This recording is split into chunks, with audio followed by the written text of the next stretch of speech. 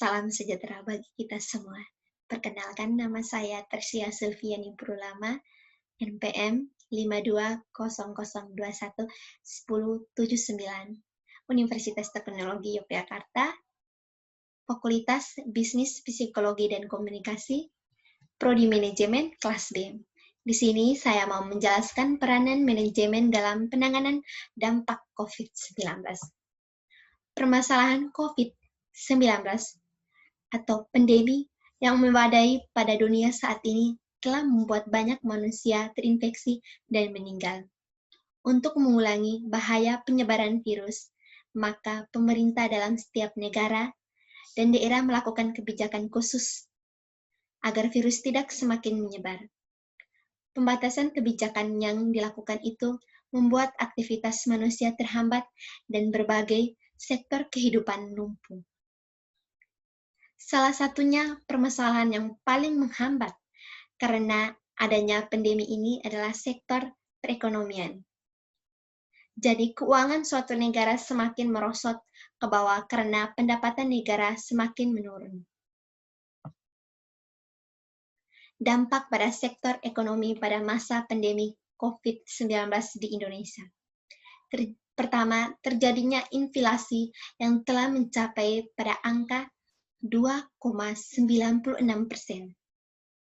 Yang kedua, terjadinya PHK sebesar-besaran.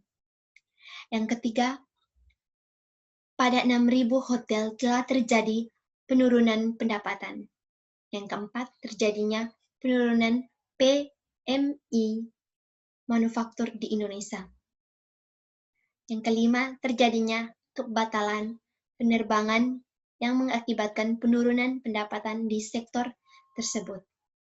Yang keenam, di bidang pendidikan, sekolah dan universitas masih dalam kegiatan online atau daring, maka sangat menghambat pembelajaran bagi mereka yang di bangku sekolah dan perguruan tinggi.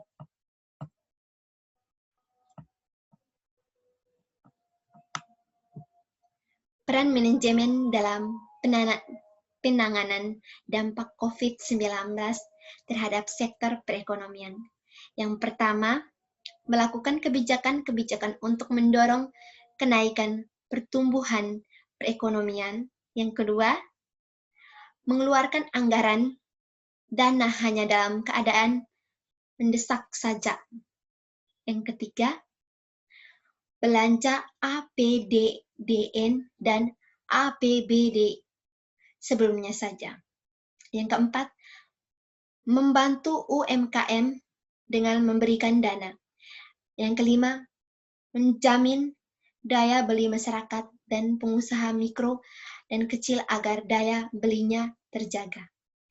Yang keenam, manajemen langsung turun ke lapangan atau lokasi melihat kondisi yang kena COVID-19.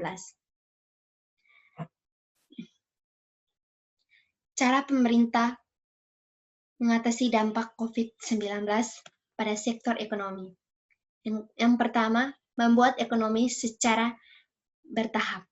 Yang kedua, menuju tuan-tana kenormalan baru. Yang kelima, kemuliaan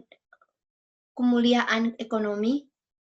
Yang keempat, riset dan transformasi ekonomi. Di sini juga saya mau menjelaskan kesimpulannya. Bagai macam kebijakan dan telah dibuat oleh pemerintah Indonesia dalam mengenai dampak COVID-19 yang sedang marak terjadi, kebijakan dan tersebut secara langsung dampak positif. Namun, secara tidak langsung juga menimbulkan dampak negatif. Salah satu yang dapat kita ketahui saat ini yaitu merosotnya pertumbuhan ekonomi di Indonesia.